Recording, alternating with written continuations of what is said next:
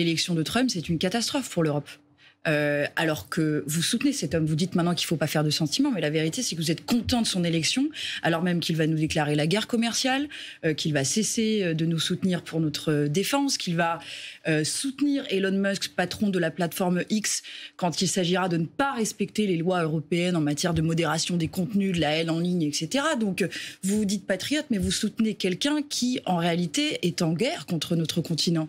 Moi je pense que l'élection de Donald Trump, même si ce monsieur est incontestablement porté par une aspiration populaire et aussi par beaucoup de fake news, faut le dire, par la plateforme Twitter, c'est une catastrophe pour l'Europe, mais aussi pour les États-Unis, parce que Donald Trump, c'est une politique du rien à foutre. Le réchauffement climatique existe, s'empire, mais rien à foutre. Je sors des accords de Paris, je rouvre des usines à charbon. Ça va faire du mal à des centaines de millions de personnes dans le monde. Ça va aggraver le problème, mais j'en ai rien à foutre. Je mets fin à toutes les taxes sur les milliardaires. Il y a des centaines d'ouvriers, des centaines de milliers d'ouvriers américains qui n'ont pas accès à la santé, par exemple, à la sécurité sociale.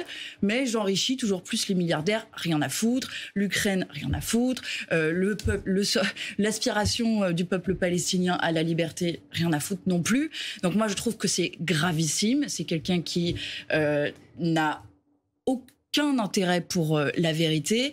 Et donc moi, ce qui m'intéresse, c'est effectivement comment, comme Européens, on arrive à répondre, à rester unis, parce que sinon, on va se faire balayer. Pardon, mais l'hypocrisie, elle est aussi flagrante ici. S'il y en a qui aggrave la subordination de l'Europe et la vassalisation de l'Europe par rapport aux États-Unis, c'est bien vous et votre meilleur ami, M. Orban, qui s'est réjoui, mais plus que réjoui de l'élection de Donald Trump hier, qui l'a appelé et qui ne fera rien pour protéger l'Europe face à Donald Trump. C'est quelqu'un, M. Orban, qui a par exemple, il y a quelques semaines encore, refusé la hausse des droits de douane européens sur les véhicules électriques chinois. Donc que ce soit vis-à-vis de la Chine ou vis-à-vis de l'Europe, il ne veut pas du tout renforcer la souveraineté européenne. Il est contre l'Europe de la défense. Ce sont vos positions constante. Moi, je veux bien faire l'avocat de la Hongrie si vous voulez. Non, mais en fait, remettez-vous 5 minutes en question, parce qu'il y a quelque chose que vous, les nationalistes, vous ne comprenez pas, c'est que dans l'état du monde, pour faire la paix, pour avoir du progrès écologique et du progrès humain partout, il faut se coordonner. Il ne faut pas se replier chacun dans son coin et se livrer des guerres commerciales tous azimuts. Mais maintenant, voilà le résultat. On est dans un monde de plus en plus éclaté, de plus en plus violent. Donc nous, ce qu'on dit, c'est que face à ça, c'est une catastrophe. Ça n'est pas du catastrophisme que de le dire. L'élection de Donald Trump est une catastrophe pour le monde et pour l'Europe. Il faut qu'on reste unis, il faut qu'on protège notre marché. Ça, c'est en fait l'urgence première, parce que vous dites que vous défendez les Français et les producteurs, mais je pense notamment aux producteurs de vin. C'est-à-dire que Donald Trump va augmenter les tarifs sur tous les produits d'exportation européens. Mais qu'est-ce que ça va avoir comme conséquence pour notre filière viticole? Vous les défendez normalement, ces gens-là. Donc c'est irresponsable la façon dont vous avez soutenu ce candidat, dont vous avez relayé y compris sa propagande sur notre sol. Et maintenant, voilà le résultat. Mais je pense qu'on ne pourra pas compter sur vous pour renforcer l'Europe et la réveiller face à cette menace.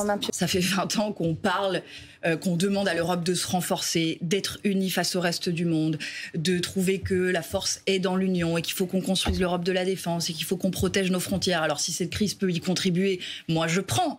Mais nous, ça fait des années qu'on dit ça. On a fait toute une campagne européenne avec Raphaël Glucksmann en disant qu'il fallait que l'Europe se réveille, qu'elle sorte de sa naïveté géopolitique, de sa naïveté économique. Mais là, il y a urgence, parce que ce sont des filières entières qui seront balayées sur notre continent. Qui peut prendre le lead là-dessus ? Si on ne protège pas notre filière de véhicules électriques, d'énergie renouvelable, d'énergie verte. Qui peut prendre le lead là-dessus ? Parce qu'on dit que la France est affaiblie. On voit l'Allemagne là depuis 24 heures environ, qui est dans un bourbier politique pas possible. Avant l'Europe, c'était le couple franco-allemand. Est-ce que maintenant l'Europe, c'est Orban et Meloni ?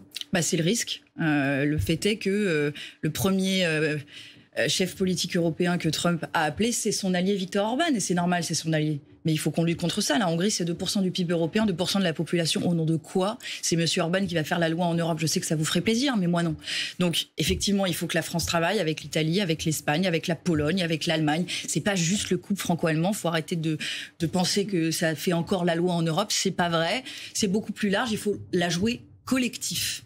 Votre projet est périmé à l'heure des défis auxquels nous faisons face, que ce soit pour la paix mondiale, le respect du droit international, la lutte contre le réchauffement climatique, la lutte contre les inégalités sociales. Vous n'avez aucune solution à proposer. Et même, je dirais que vous n'avez pas le monopole de l'identité nationale. Moi, je pense que l'identité nationale, ça n'est pas stigmatiser toute une partie de la population, ça n'est pas rogner sur le droit des femmes, c'est plus simple. Comme Donald Trump l'a fait tout au long de sa campagne masculiniste, à outrance, en voulant priver le droit des femmes à l'avortement et même à la contraception. Une identité nationale, elle doit être inclusive, elle doit respecter la dignité de chacun et non pas alimenter les haines et la polarisation. Donc moi, je crois que ce qui nous attend dans les années qui viennent, c'est de tout faire pour empêcher que, en fait, la France et l'Europe ne deviennent une Amérique, c'est-à-dire une société au bord de la guerre civile, ultra polarisée, où plus personne dans chacun des camps ne se parle. Et donc, on doit porter un projet de réconciliation. Et la réconciliation, ça demande un projet de justice. Et vous n'êtes certainement pas les bonnes personnes pour le porter.